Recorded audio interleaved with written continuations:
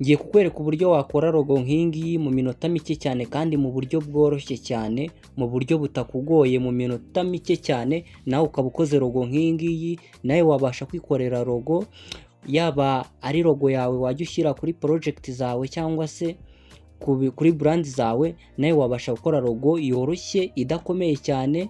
Logo yoroshye umuntu wese yayikora, ntago ari ibintu bigoranye cyane. Kanze dutangire urebe uburyo nawe wakikorera logo bikagenda neza kandi akaba ari logo imeze neza, isa neza nk'uko ubona iyi logo imeze. Urabona ko iyi logo isa neza cyane, nta kibazo ubona ifite. Kadutangire. Reka dutangire dukore logo yacu. Urabanza ugakora paper ugiye gukoreraho logo cyangwa urupapuro nyine ugiye gucreatingira logo. Reka ntacyo duhitemo urupapuro rw'uruhitamo urwushaka, ntago ari ibintu bya hatari. Noneho uhituza nyine tugiye gukora logo. Reka dukore logo nk'iri ya studio. Turatangiza inyuguti ya T.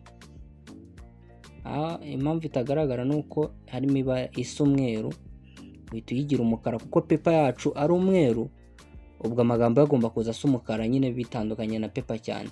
Noneho warangiza ugahita uza hano ukongera size y'intuza yacu ya leta yacu, tukayongera, tugahitamo font twishakira, font nziza. Reka duhitemo iyi ngiyi. Iyi font ngiyi imeze neza. Duhitamo tugire bright. Ya ntago ari fresh, reka duhitemo indi ngiyi. Ntago mbonye atari fresh, ntago imeze neza. Reka duhitemo iyi ngiyi. Ino rero turabona imeze neza, nta kibazo ifite. Niturangiza hano tuyongere, dushake tugira gutya, duhite tuza hano dukore control T kugira ngo tubone uburyo tuyikurura ibe nini. Control T katiyikurura gutya kugira ngo urebe ko yaba nini, kuko nyine dushaka logo nini, ntabwo dushaka akarogo gatoya. Gutya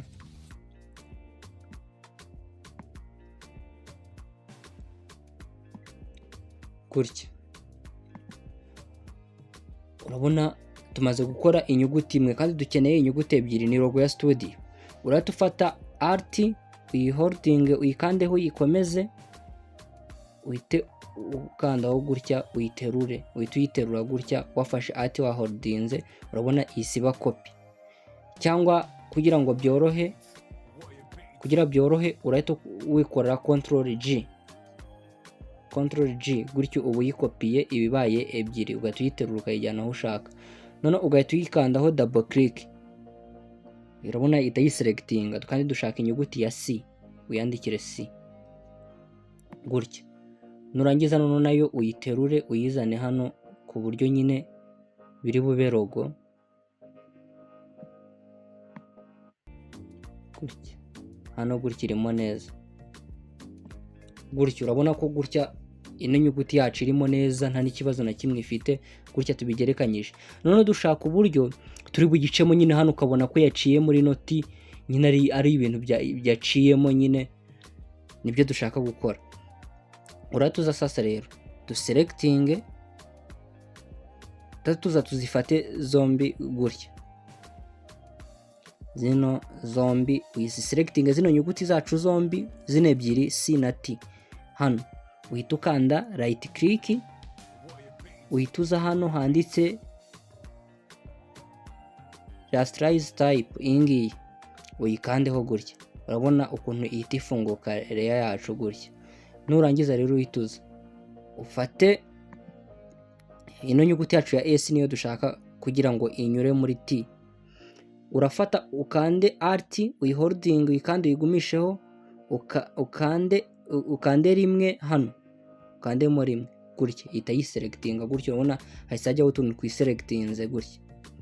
Noneho hano ikintu uhita ukora, urahita wiyizira, uhituza hano select, ukande kuri select, uhituza hano, uhituza hano ushyiremo 30. Ushobora gusangamo rimwe cyangwa 10, wishyiramo 30, ukande OK. Urabona gutya irenzeho, ubona ko ibaye nk'irenzeho.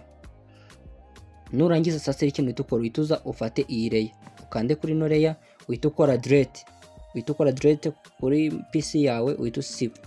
Urabona twa turongo tuvuyemo, sinzi nimba uri kureba neza. Ya nyuguti ya T handi yinyura hagiye hicagaguramo.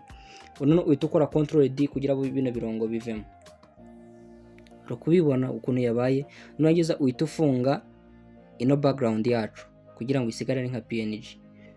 None hano ikintu uhita ukora, uba wadownloadinze ntuza gutya logo yacu yarangiye. Ushatse udashaka ibintu byinshi wayisavinga gutya, ariko twebwe dushaka kuyihereza kara ya danje. Turata tuza hano, ugomba kuba downloadinze ntuzimeze gutya,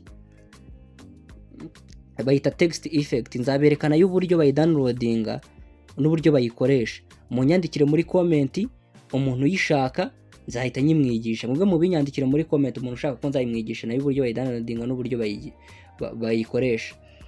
Sasa rero nayo uba wayifashe ukayidownloadinga, ugatuza hano ugakandaho double click gutya. Warangiza ugatuza hano muri izi nyuguti, ugatuza ukabisiba gutya. Ugatuza hano ugasiba gutya. Warangiza ugatuza ya ntuza yawe yacu twe kwanditse ino logo yacu yose ukayiselectinga gutya, ukayiterura ukayizana hano kuri no paper twari kwasibye handi hari amagambo.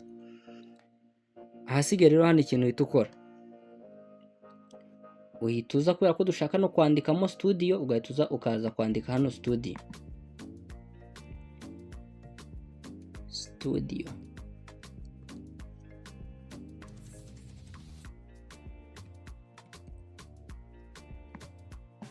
gutya, nayo ukayongera amagambo agasa nk'aba manini.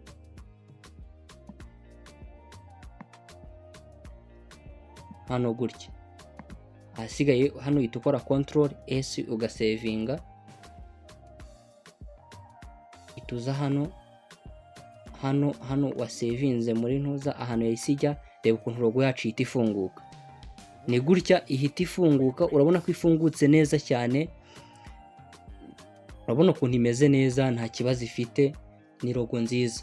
Rero nyandikira muri comment, kandi wibuke gukora subscribe, kandi ujye ushyira muri comment ikindi kintu wumva ushaka nakwigisha. Ndahari kugira ngo ngufashe, kugira ngo twige Photoshop. Sina Photoshop gusa, na za Illustrator, na za Premiere Pro, After Effects, byose nzajya mbafasha cyane. Rero murakoze cyane.